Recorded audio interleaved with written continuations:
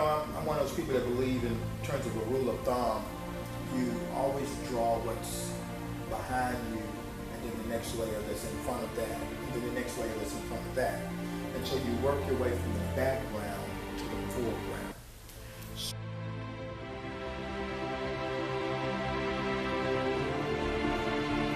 I believe desire and will to win is everything. I don't know why I'm like I am, but my butt's always burning. There's always something say, Art, dadgummit, you're supposed to go for it. Art, dadgummit, you're supposed to be somebody. You're supposed to make a difference with your life. What does the $500,000 a year person do? The $50,000 a year person doesn't do. You look at the outside and study those two individuals, everything seems to be the same.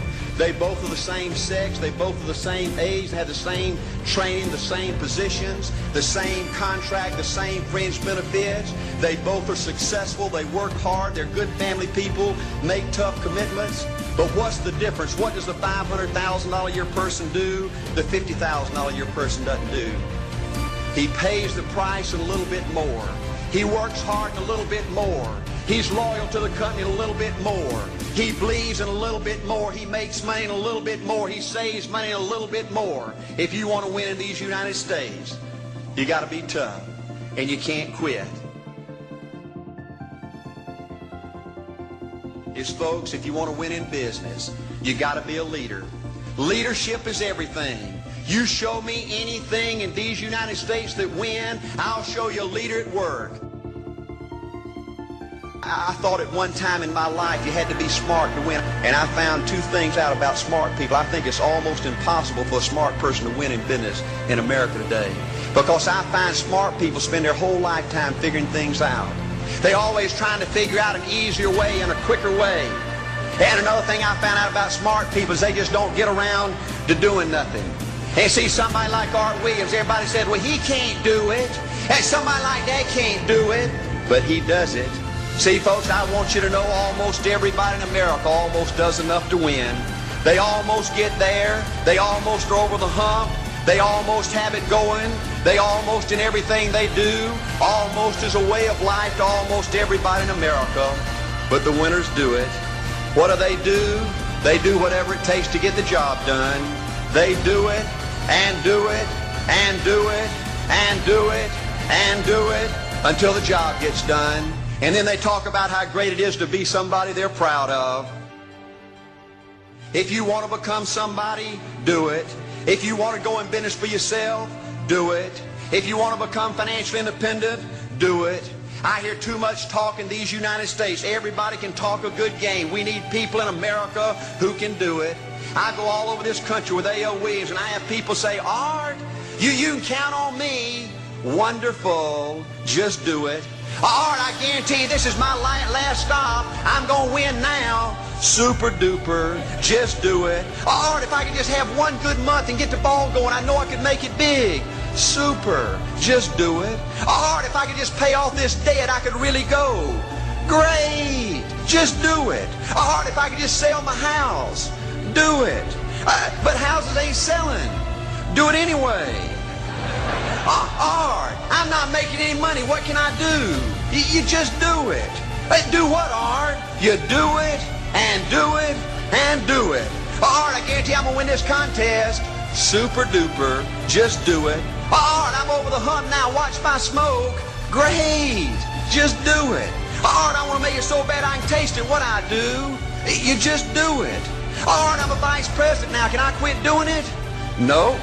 Art, I don't know if I can keep on keeping on. I'm really hurting what I do. You just do it. Do what, Art? You do it, and do it, and do it. Art, all my life I wanted to be somebody important. Well, what do it then? Art, I'm going to save money so I don't have to go through this again.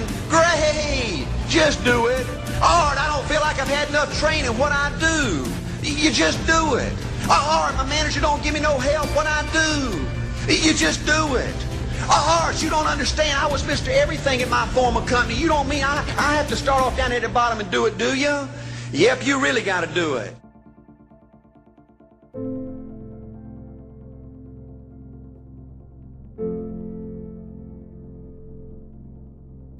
But I want you to know that while they're getting the diamonds and the millions, There are a lot of people around the world, for them, it is the worst of times. The best of times and the worst of times. That's called serious matter. How come such a difference from those who can reach such incredible heights and those who haven't yet found the answers for their life and their health and their future? We just have to ponder that and let that give us a note of seriousness, a note of seriousness. It's serious whether you win or lose. It's serious whether you succeed or fail. It's serious whether you've got a good future carved out for yourself or you do not have. These are serious matters. Matters of the heart are serious.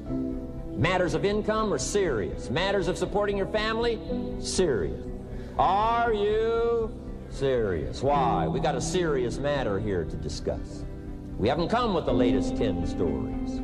We've come with a serious matter. And I want you to take on that serious tone. You've got some serious products that answer a serious need out there in the marketplace. And I'm asking you to take it serious. Take your own future serious. What you can do for your family, take it serious. This is serious business. So that's the first thing I want to bring to you. To have the best year ever this year, so that you can say, I made my best and finest contribution to see that goal reached. Not just for the figure, but for all that the figure represents, for the healing it represents, for the restoration of broken lives that it represents, and people that are discouraged about their life and their chances, now encouraged on a new road, for all that that represents. Willing to make the studies, willing to make the commitment, willing to do the learning, find better ways to choose the words, find better ways to reach inside, get heart and soul, mix it all together, and make an impact on people. But here's the best motivation we've got going. The proof of our success. When we bring our success stories to this platform, that's enough motivation. When we bring our dedication and let it show, we let the work of our hands show, that's the motivation we want. Right? Not just excitement. Just excitement alone won't do it. Just because you've listened to those millionaire tapes one time is no sign you've got it. I'm asking you to listen to them over and over and over. I'm asking you to dedicate yourself to a new level of learning. You know, study, learn, grow, change, develop. Never let it be said you didn't learn. Right? If you want to solve your problems, you got to learn. If you want to take advantage of an opportunity, you got to learn. Develop your own personal philosophy here. Philosophy, major determining factor in how your life works out. Each person's philosophy is like the set of the sail. The same wind blows on us all. The difference in where we arrive at the end of the week, at the end of the month, at the end of the year is not the wind that blows. And the wind is blowing around the world. The world is in solution. Things are a-changing. The walls have come down. All kinds of things are happening. In Russia today, the winds are blowing. But what's going to make the major difference? Each person's personal philosophy that sets a better sail, sets a better sail. So don't ask for a more favorable wind. That's like wishing something that's not going to occur. Don't ask for better seed and soil. All you got's what's available. Don't curse what you got. On this planet, all we got's the seed that's here, the soil that's here, the miracle of life that's here, the opportunity that's here, the seasons that are here. That's all we got. Wherever you've come from in your country, the economy you got, that's all you got. In America, our economy, that's all we got. The government, that's all we got. The marketplace, that's all we got. Whatever you do, don't criticize all you got. The key is to set a better sail and turn what you've got into the miracle of your future. Don't wish it was easier. Wish you were better. Don't wish for less problems. Wish for more skills. You might go home and set a whole new pace for yourself, and we call it cleaning up neglect. Should walk around the block, could walk around the block for your good health. Don't walk around the block. See, you're on the wrong track. Should read, could read, don't read. On the wrong track. Should call, could call, don't call. On the wrong track. Could change, should change, don't change. You're on the wrong track. Letters you haven't written, conversations you haven't had with your family, somebody you should sit down with when you get back home and get that job done. Don't let neglect destroy your days, destroy your life, and destroy your future. Go back and do what you can. And if you'll do what you can, then life will give you some extraordinary things to do. You start first with the smallest of disciplines, and do not neglect them and do not disregard them as being trifling. Everything matters. Everything's important. All disciplines affect each other. In fact, here's a good philosophical phrase. If you hadn't thought of it before, here it is. Everything affects everything else. It's so easy to be casual and say, well, this doesn't matter. This doesn't matter. I'm telling you, everything matters. Of course, some things matter more than others, but there isn't anything that doesn't matter. Because if you'll be faithful, if you'll be disciplined when the amounts are small, we'll make you a ruler, give you a position of authority when the amounts are many. Take care of your disciplines when the amounts are small, and then life will see to it that you get some extraordinary numbers to work with, like you saw the stories displayed here. Do not disregard the smallest of disciplines. Let us not neglect. Do not neglect the smallest of disciplines, and build on that foundation, and you can have everything you could possibly want. You say, well, what can I do about the upcoming winters of my life, the challenges that I know I'm going to face? Here's what you can do. You can get wiser and stronger and better.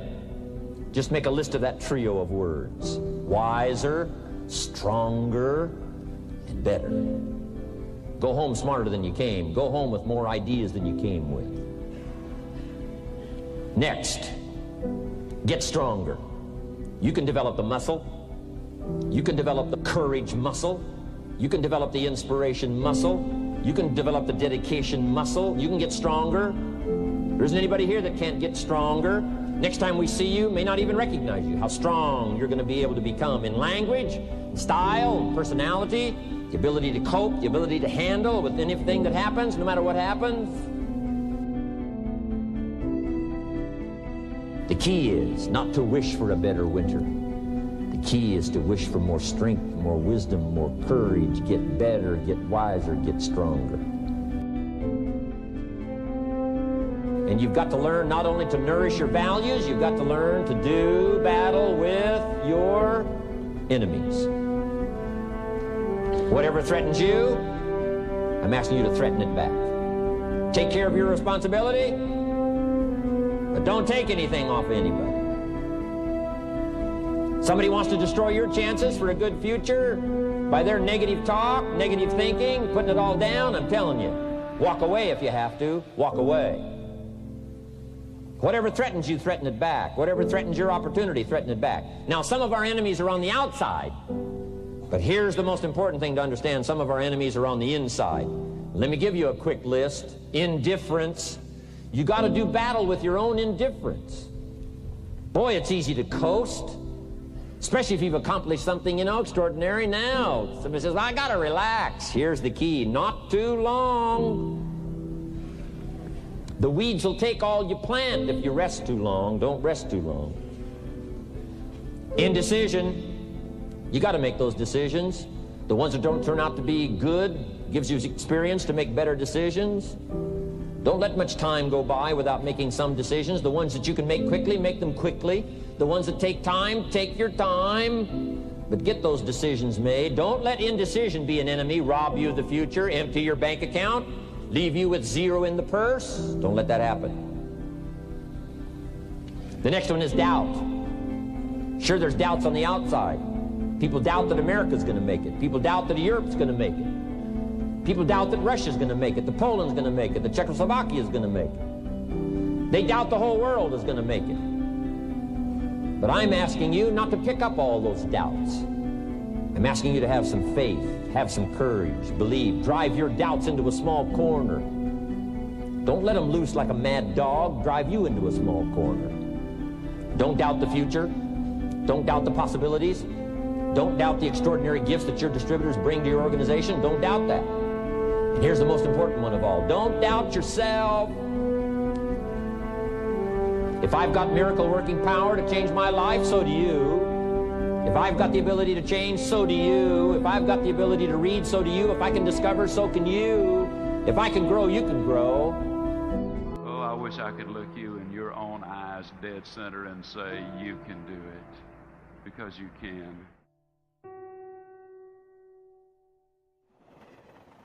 Believe in you because you're unique. There have been over 10 billion people to live on the face of this earth. There's never been another you. Believe in your fellow human being. Believe in what you're doing, the company you represent.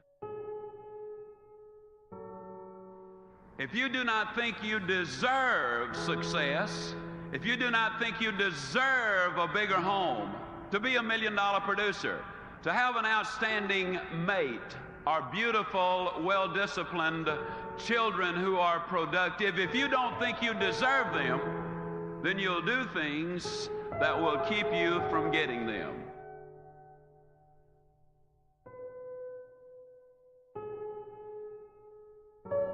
The greatest message I could ever give to you is that one simple thing. Yes, you can grow. I say it with all of my heart. I know in my mind that man was designed for accomplishment, that he's engineered for success, that he is endowed with the seeds of greatness. You can start from where you are with what you've got. And so long as you build on a moral foundation, I believe you can get anything you really want. If you'll just help enough other people get what they want.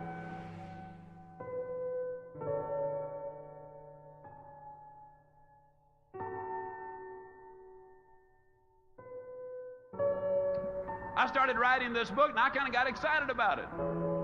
I put in there some words. You can go where you want to go. You can do what you want to do. You can be like you want to be. And man, I wrote those words, and I said, now, Ziegler, that's pretty good. When I wrote this book, I was convinced it would sell. I sent it to 3 publishers. They were convinced it would not sell. They wrote me back and said, we don't think it'll sell. Now, when it got to the 4th printing, they wrote me again and said, hey, you know, we think that thing's going to sell. But at first they said no. I believed that it would. I believed also, ladies and gentlemen, that it would sell well. I was enthusiastic about it. I did a lot of work on it. So I decided I was going to go ahead and print the book myself. Now, most authors who print their own book, they generally print 1,000 copies, maybe 2,000, in rare cases 5,000. But I believe the next point about a goal is tremendously important. I believe you've got to have commitment. Now, I made that commitment. I ordered 25,000 copies for that initial printing. I tell the story because it's a story of goals, of big goals, of lifetime goals, of monthly goals, weekly goals, hourly goals even, ladies and gentlemen. I'd made a commitment. You got to have those long-range goals. And the rule is a simple one. You go as far as you can see. And when you get there, you'll always be able to see further.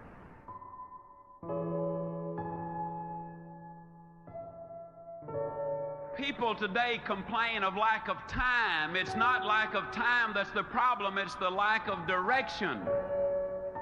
Are you a wandering generality, or are you a meaningful, specific?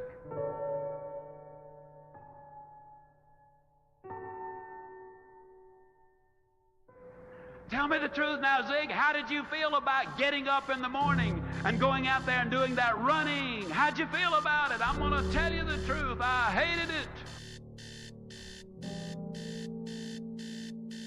Man, that alarm clock would sound off, you know, and I'd lay there for a minute and I'd think to myself, Ziegler, what's a 46-year-old fat boy like you doing getting up running all over the neighborhood? Your buddies are sound asleep. What are you trying to prove? Well, I didn't want to look like me. No way. So I'd get out of bed. But just because I was running, that didn't mean I had to like it. I ran in the snow of Winnipeg, Canada. I ran in the sands of Acapulco, literally. I ran in the orange groves of Florida. I've run in the rain right here in Minneapolis. And then one day, ladies and gentlemen, I was running in Portland, Oregon. Beautiful day. Never forget it. About 78 degrees. I was on Portland State University campus. And it was about 12:30 or 1 o'clock. I was scheduled to speak, I believe, at 4 o'clock. And I was out running, and as I was running on that campus, I looked around.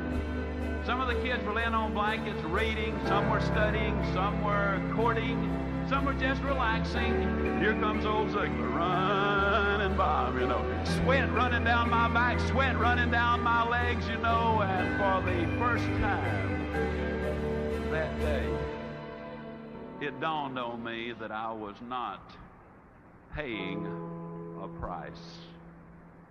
For the first time that day, ladies and gentlemen, it dawned on me that I was having the time of my life. It dawned on me that I was enjoying every single step that I was taking. I'm stronger than I was a quarter of a century ago. I can do things that I could not have dreamed of doing just a few years ago. I contend that you do not pay the price for good health. You thoroughly enjoy the price.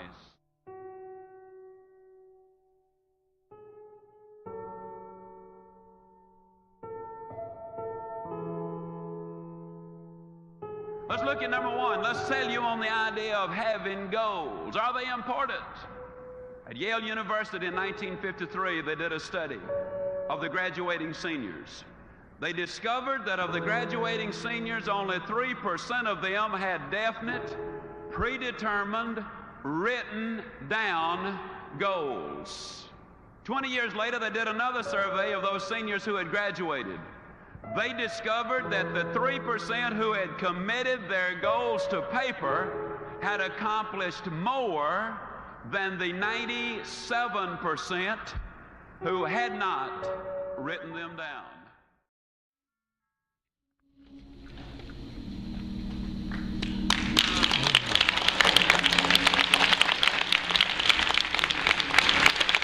Now, when you come up, you may have to look at it in certain angles, but you're going to see little dots, little shiny spots, and those are the points of light. It wouldn't be a portrait without the members here. Thank you very much for allowing me to be a part of this church history.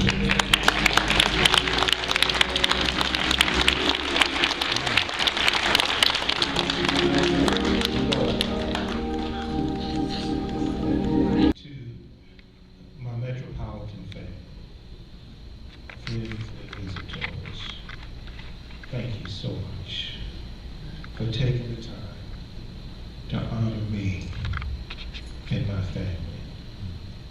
I especially want to thank Brother Larry Walker for doing an outstanding job. I want to thank Dr. Porter, Brother Hawkins, Brother Matthew King, Brother Frank Watley, and the entire membership of my church, known as Metropolitan Baptist Church. You know, Sister Turner, my heart is full and I'm humble, as today represents the manifestation of the faithfulness, strength, and love of God that my family, that my parents instilled in me. They held fast to God their